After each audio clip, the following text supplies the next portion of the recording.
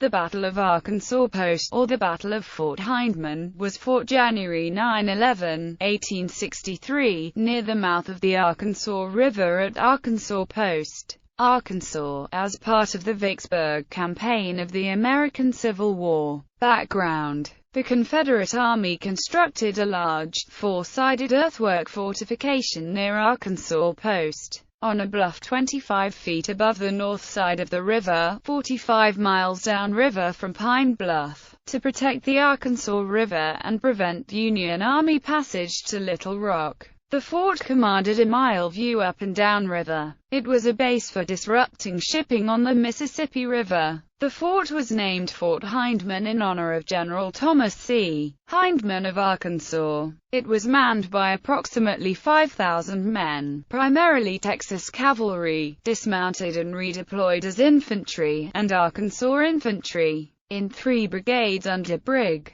Gen. Thomas J. Churchill. By the winter of 1862–63, disease and their life at the end of a tenuous supply chain had left the garrison at Fort Hindman in a poor state. Union Maj. Gen. John A. McClernand was an ambitious politician and had permission from President Abraham Lincoln to launch a corps-sized offensive against Vicksburg from Memphis, Tennessee, hoping for military glory. This plan was at odds with those of Army of the Tennessee commander, Maj.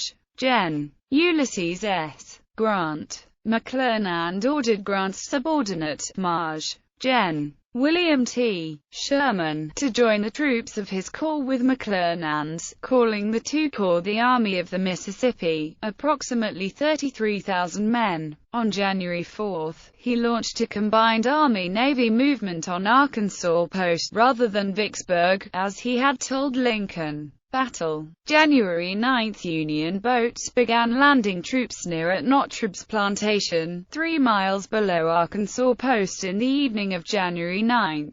The troops started upriver towards Fort Hindman and Sherman's corps overran the Confederate trenches. The enemy retreated to the protection of the fort, anchored on the east by the Arkansas River, and adjacent rifle pits running west across the neck of land. By 11 a.m. the following morning the remainder of the Union Army had gone ashore. Churchill was stunned by the overwhelming size of the Union force and immediately requested reinforcements from his superior, Theophilus H. Holmes. Holmes advised Churchill to hold out till help arrived or until all dead. January 10. On January 10, the Union Army moved upriver to fully invest the Confederate garrison. 2 brigades from Peter J. Osterhaus' division of George W. Morgan's corps were detached from the main movement of the army. Colonel Daniel W. Lindsay's brigade was put ashore on the riverbank opposite the fort, and Colonel John F. de Courcy's brigade was held in reserve near the initial landing site. Morgan advanced Osterhaus along the levee of the river, following by his remaining division under Andrew J. Smith.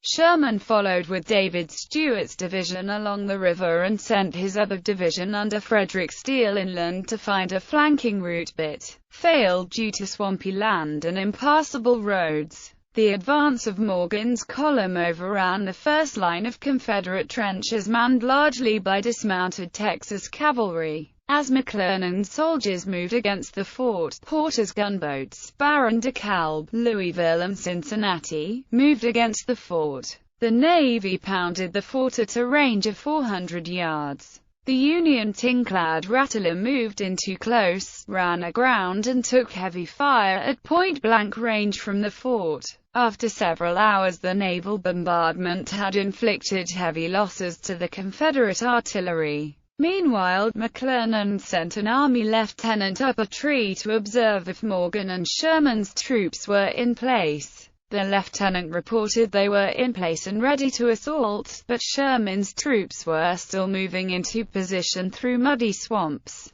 By the time the Navy's attack concluded, it was too dark for the infantry to assault, although some skirmishing had taken place. January 11. On the morning of January 11, McClernand's forces were deployed in an arc facing Fort Hindman and its rifle pits. Running west to east were the divisions of Steele, Stuart, Smith with Osterhaus acted on the Arkansas River. Churchill's defenses were manned by Colonel James Deschler's brigade on the left and Colonel Robert Garland's brigade on the right. McClernand's infantry attacked around 1 p.m. and made little progress at first. At the same time, Porter's gunboats moved into attack aided by Colonel Lindsay's brigade across the river. Within an hour the fort's east face was reduced to rubble and its artillery silenced. Steele's attack on the west was led by the brigades of Brig. Gens. Charles E. Hovey and John M. Thayer with Francis P. Blair, Jr. in reserve. To the east, Stuart supported with the brigades of Colonels Giles Smith and Thomas Kilby Smith against the rifle pits of Deschler's Arkansas and Texas soldiers. In the center, A.J. Smith spearheaded his attack with Brig. Gen. Stephen G. Burbridge's brigade supported by Colonel William J. Landrum.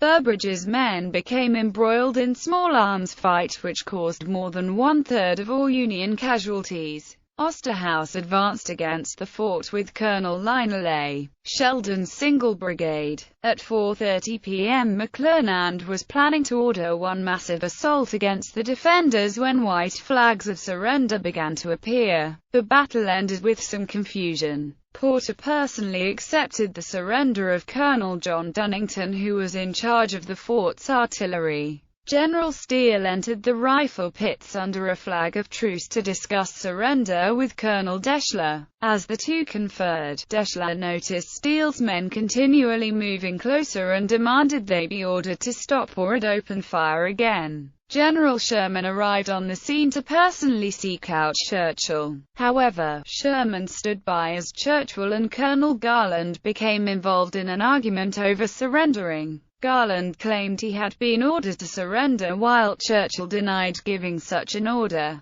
Colonel Deschler rode up from his front and declared to the group he had not surrendered at all and insisted on renewing the fight. Sherman ended the argument by pointing out the Union forces had all but occupied the Confederates' works. Some Union soldiers had even begun disarming the Confederates. One final scene took place as a Union staff officer rode into the fort and demanded the Navy vacate, so A.J. Smith's infantry could take possession. However, the fort had already been surrendered to Porter. Colonel Dunnington, who had a background in the Navy, conceded a small satisfaction at being able to surrender to a fellow naval officer instead of the infantry. Aftermath. Glorious. Glorious. My star is ever in the ascendant.